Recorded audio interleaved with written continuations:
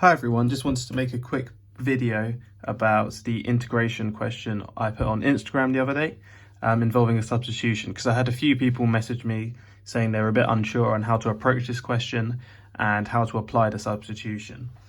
So whenever you do a substitution, there's sort of three things you want to do. You want to differentiate to get rid of that dx and turn it into something in terms of u.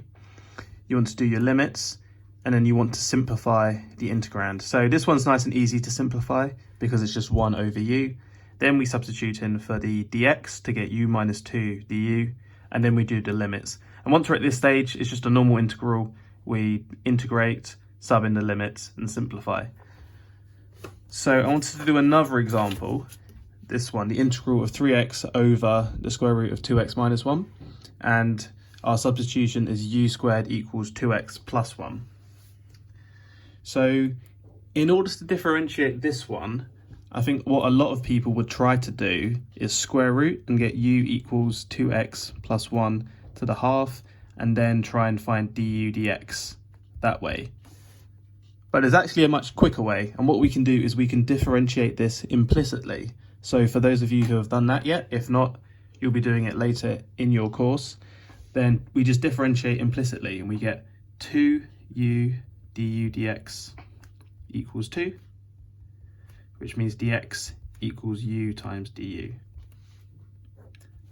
So how much quicker was that compared to square rooting? And then we'd have to do a chain rule here, and it's got potential to go wrong. Whereas this one, nice and simple, we get our dx straight away. Now again, the only other thing we have to do, we have to do the limits. So when x equals 1, plug it in here. Don't plug it into here, because that will give you u squared, or at least if you do that, remember to square root it at the end. Plug it in up here, so we get that u equals 1, and when x equals 5, we get u equals 3. So what you don't want to do is plug in 5 here, and you'll get u squared equals to 9, and then put that in. You want to make sure you square root it to get u equals 3. Now the last thing we need to simplify. So this one's harder to simplify. So we have the u on the bottom, but we want to get 3x on top. So the way to simplify and rearrange these ones is it all comes from the substitution. So we want to make 3x the subject of this substitution. So if we get u squared minus 1 equals to 2x, now we just need to multiply up by a factor of 3 over 2. So 3 over 2 u squared minus 1 equals 3x. And now we're good to go. We can plug everything into our equation. Integral between new limits 1 and 3. 3x we have is 3 over 2 times u squared minus 1. Dx we have is u times du. And then also, let's not forget, we have this 1 over u. So these are going to cancel, and we're going to get the integral between 1 and 3 of 3 over 2 u squared minus 3 over 2 du.